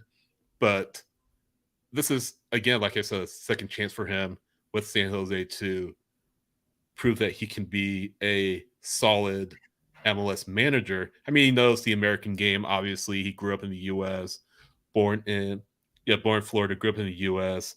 But yeah, again, that young talent that he always has had a eye on with Dallas that has come through that. I'll be interested to see from a academy standpoint how that works out with San Jose and how many young players come through to play for the first team during his first season with San Jose. So I think really a clean slate after Matias Almeida was fired last year. A really clean slate for Lichi to do what he feels is best for this club. And I haven't focused anything on San Jose. I'm more focused on Atlanta at this point. What is this lineup going to look like? And I think that's a lot of questions in the chat. And because NTN's only got a small amount last week, I expect Caleb Wiley, who's out of concussion protocol, to start over there. Maybe see NTN late in the game. Someone's asking if they think we'll see Chol. I don't think so. I haven't heard if his hamstring's okay, but I would think that Barry starts. We talked about a little bit about that earlier. Aruju's obviously going to be big, but I mean, there's storylines on this roster everywhere you look. The midfield, how is Josetu? How is Ibarra gonna hold up there? The Sadic have an opportunity possibly to be able to come in and play. You look at Miles, you look at Brad.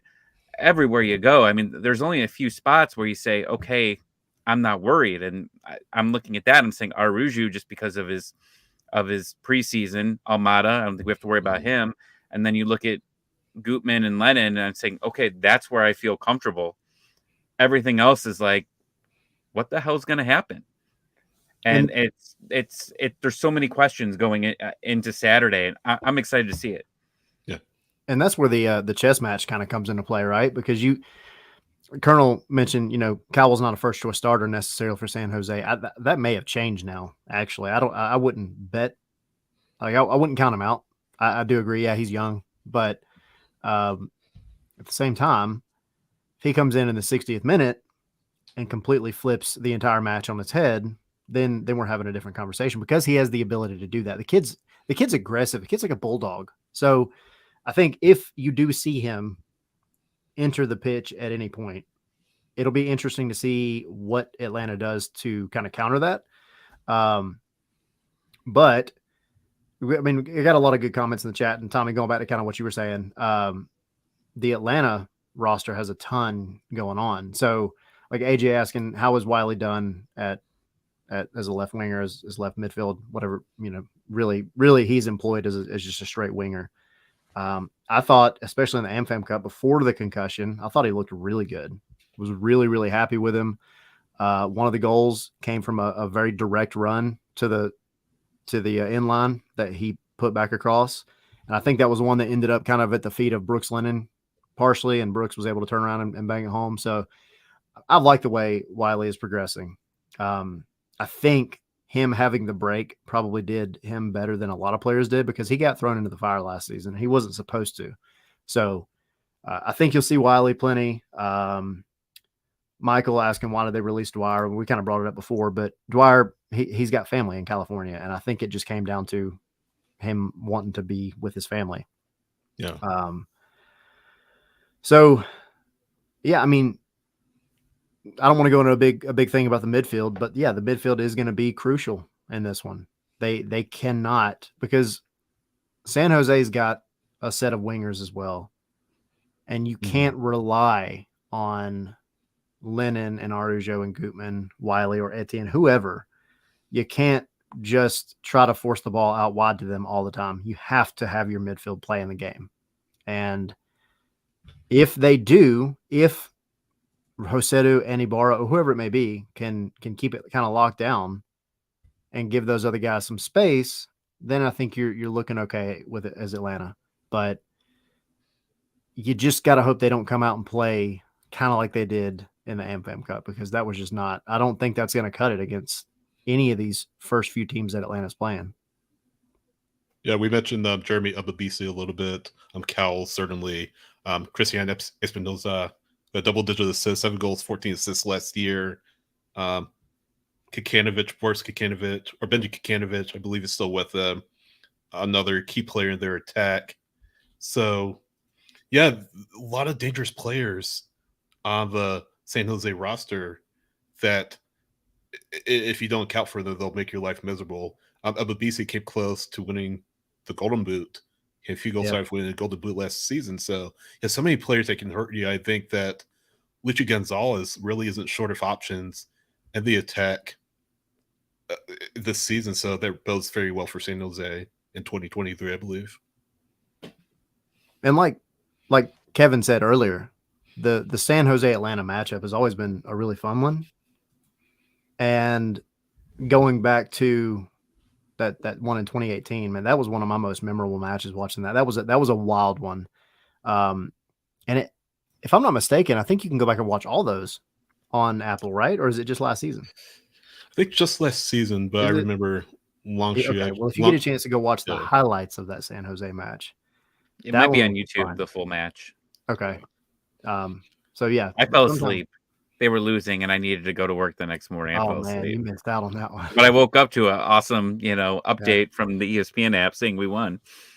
My lasting memory of that will be Longshore just losing his mind when Atlanta scored what turned out to be the game-winning goal. Yep. And then the offside decision, everything, the PK. I mean, God, that was a crazy one. Insane. So, and yeah, I mean, Mark mentioned we've only played them 3 times, definitely, but like they're just, to me, they were always fun matches, especially that one in 2018. So predictions? Yeah, I do want to hit this really quick, and then because we have a couple of predictions, and then we can get moving. But as far as starting 11, we'll probably be pretty close to an agreement on this. But what do you guys think for Atlanta?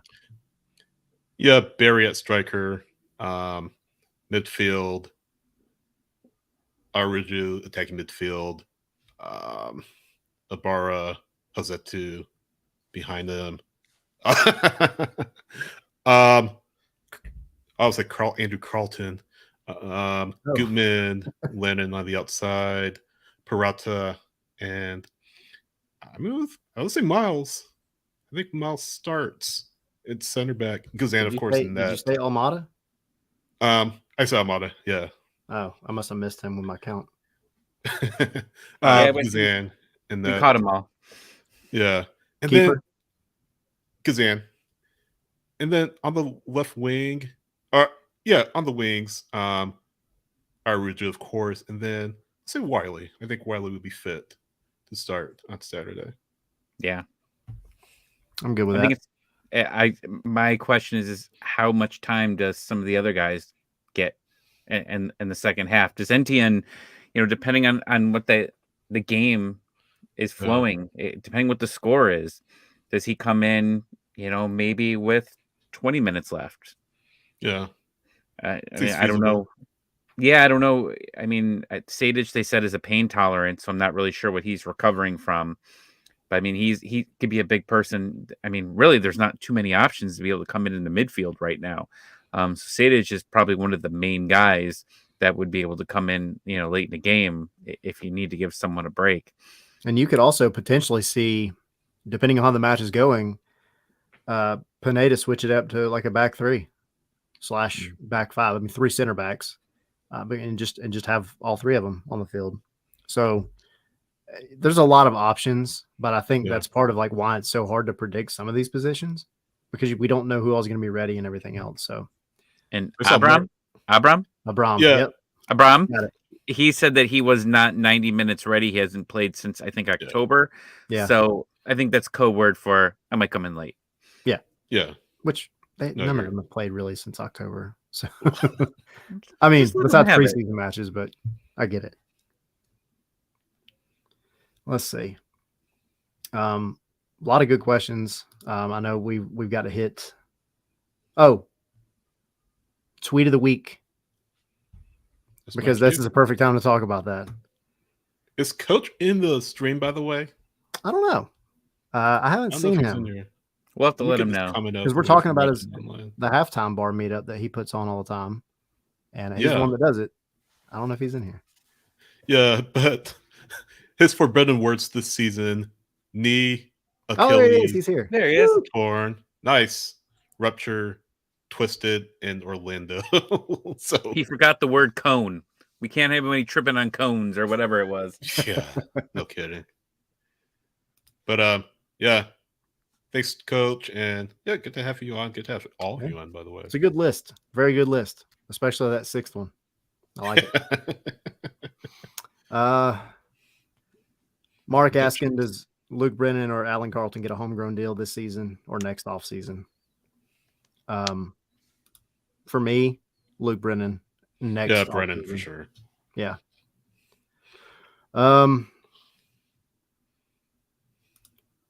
Bruno asking, who would be your guess for the first two subs if Atlanta's losing?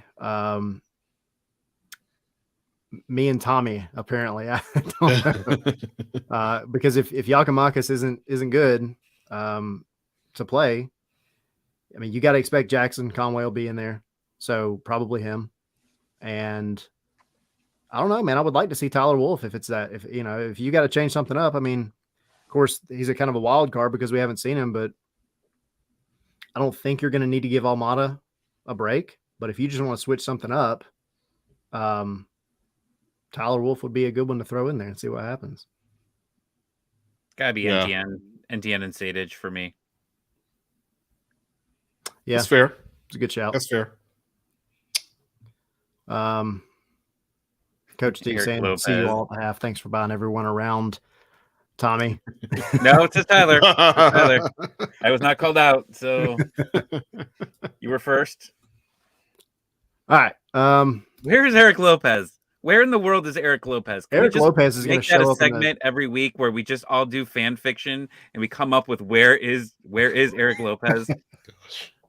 I set up alerts on my Instagram. If he posts, I'm going to know Somewhere in Atlanta. Seconds. It is a Wednesday night at 8:38. Where do you think he is right now? Somewhere in Atlanta. I'm going to say he's in the Jurgen Damm suite. That's where he lives. He's at the brand new. Is it Whataburger that they just opened up? Yes. We have a Whataburger? We just got one. Oh. So that's where Eric Lopez is at. That's what I'm saying. I might have to come get that. If you don't mind waiting in line. Yeah. They've had police having a direct traffic in and out of it for like a month. People do that out here for other fast food places. Ariel put that golden spike at the home opener.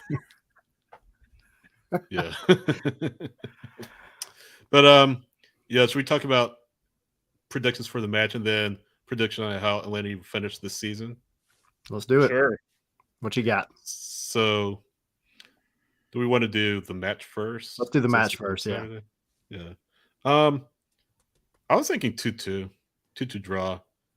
I think maybe Ababisi scores. Espinosa, I think he scores. And then for Atlanta, Almada and who's going out the top of my head? Gutman.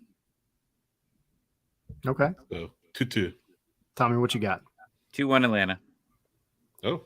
I have no specifics of what happens, but Guzan allows one in where everybody just starts groaning. I'm going to say actually 2-1 was my guess as well. And I'll give you Ebabisi as the one. And for Atlanta, I'm going to say Araujo and Almada. Okay. So, please. Please. All right. So for the season, because they're all, everybody's coming out with them, all the MLS guys, everybody else. Where does Atlanta end up in the Eastern Conference this year? Man, the MLS predictions, like MLS.com predictions, were all over the place. I mean, I don't think I've ever seen a team have such a broad ceiling and floor. It really is all over the place. But I will say majority were a little further towards the back end than I thought they would be. I want Pineda to pull a Josh Wolf and eliminate all predictions and come out at the end of the season and call everybody out saying, "I got the receipts." You can't back away. Zilf said Garth expects a home playoff game. Well, good news. As long as you don't have to play the play-in, you're going to have a home playoff game. So that's as long as you're 8th, you get a home playoff game. Right. Yeah, no kidding. Just got to make it in. All right. That's cool. That is the one positive, I think, that is out there about the playoffs. Something anyone's really talking about is that, one, your team gets to make a little bit of cash because you get to fill the stadium for a playoff game. But I think it's good for the fans because they'd be able to enjoy it too. I mean, that's the only positive I really do see out of these playoffs. All right. Well, what you got, Sydney? Hit us. I was gonna say, considering pretty much everyone makes playoffs. No, I was gonna say 9th. No, I'm just kidding. Oh, no. I would say, optimistically, a mid-table finish would be out of the question. Maybe a 5th or 6th place finish, if everything comes together the way it's supposed to. I don't think that this team is necessarily one of the elite teams in MLS per se, when everything is clicking, but I think that their offense will get them out of a lot of scrapes when their midfield and defense lets them down. So I'm a half full kind of person. I am going to say, and maybe 5th, 6th, at the worst 7th, and hopefully they can wreak some havoc in this new expanded playoff that we have now. Tommy, go for it. What you got? If you were able to make this like a FIFA video game and turn off injuries and turning, what's the word I'm looking for here? The exhaustion of the players. Stamina. So, yeah, stamina. Thank you. If you could turn all that off, this team would be a top 3 team. But since we can't do that, I'm going to say we're going to be 5th. Man, this is weird. I'm normally like the one that's super glass half full. And I was going to say 6th. So, I mean, that's still up there, but I don't know. I would love for a 4th, but I also think it's going to depend on how Pineda takes some of these other fixtures like Leagues Cup and the Open Cup and everything else, you know? So if he decides to come out and really go for one of those, you got to expect the stamina, like you said, Tommy, is gonna start to hit these guys in that last half of the season. So it'll be interesting to see. But I'll say 6th. I like it. Still get you in the playoffs, so whatever. And then you just see what happens from there. Depth is bad. Depth is really bad right now on the squad. And like if Almada gets hurt, you don't have much behind him. And that's what's worrisome here is that, you know, you could be rolling for 3 months and you get an injury to one of those key spots. And that's for a lot of MLS teams. There's very few teams that have really good depth, but there's definitely some teams that have better depth. And I think that's what we're working on going into next season and getting some more financially safe contracts. I think that's going to be the key going forward with Garth, you know, as president. But right now you don't have that. So yeah, health is going to be huge here.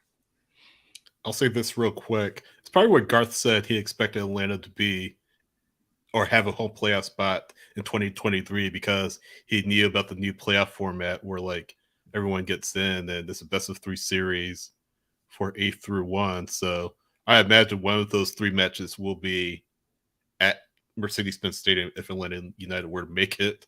So probably what he meant when he said he expects a home playoff match. He knew it was coming. Ariel made a comment here about the fact that we're all saying mid-table says how much the expectations have fell for this team. I would counter that with the rest of the league has gotten a lot better as well. From what you look at when Atlanta United came in, there were a lot of teams that were just playing with the half deck, and now they're starting to jump on board and get better. Whereas at some of the points where we got worse, scouting has just been, and analytics is what we've been talking about, right? Like these are things that this team struggled on, and early on they got it right. And whether you want to say Boca got it right, and which I think he did a lot of it, but you also have Tata that got a lot more right? I mean, he picked a lot of these players.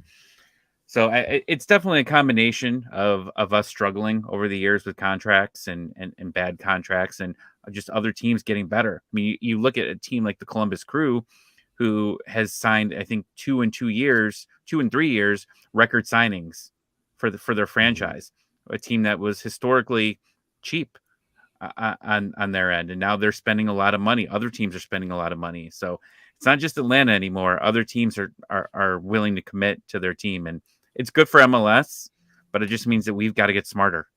Yeah, exactly. I think one thing is for certain, at least in my opinion, I think you're going to have a lot of nail biters this season, and whether Atlanta ends up 8th or 10th or like 2nd or 3rd, I think it's going to be a very fine margin in terms of like last season. You looked at the little individual mistakes that kept Atlanta from making the playoffs, and you just think, man, if one of those, if a little fluke by one of the defenders, if one of the 20 freaking 4 shots that they had against Cincinnati, in that one game would have went in something, then they would have made the playoffs. And I think this season, I think you're going to see that kind of fine margin in terms of not necessarily making the playoffs, because again, it's they have to make the playoffs this season, but in terms of how high they seed. So I think it'll be fun. I think it's gonna be a fun season. At least you're showing already that you can score goals, and I hope Araujo finally makes my prediction from last year come true of being MVP. We shall see. Well, any final thoughts before the first game of the season?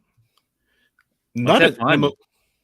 Yeah, that was a good one. Fun. Let's hope everyone has fun on the pitch too. Yeah, as long as they have fun, who cares if they win, right? I do have one thing to add. It's non-MLS, but it's related to soccer. As we're streaming right now, the United States women's national team is playing Brazil in the final match of the She Believes Cup. Right now, as we speak, they have a 2-0 lead. Alex Morgan scored apparently a really good goal in stoppage time with the first half, and Mallory Swanson, formerly Mallory Pugh, scored in the 63rd minute. And Mallory Swanson has just been on some kind of form in 2023 thus far, and that really bodes well for the World Cup. I'm sure she'll be there. I mean, at this rate, but really bodes well for the World Cup, and let's hope that continues. Tommy, and the U17s. I didn't know she got married. I was looking at the roster the other day, and I was like, "Where's Pugh?" Yeah, I'm an idiot. That was my favorite name to say. Like every time she would shot, I go pew pew pew pew. Well, you can still say it, but she doesn't go by that anymore. I'm an idiot. I'm just. You can just say it. I mean, why not? Why stop? I like it. But yeah, I'm sure. Dansby's happy. I mean, Dansby Swanson, of course, former Braves star, now with the Chicago Cubs. I'm sure he's happy to see Mel doing well.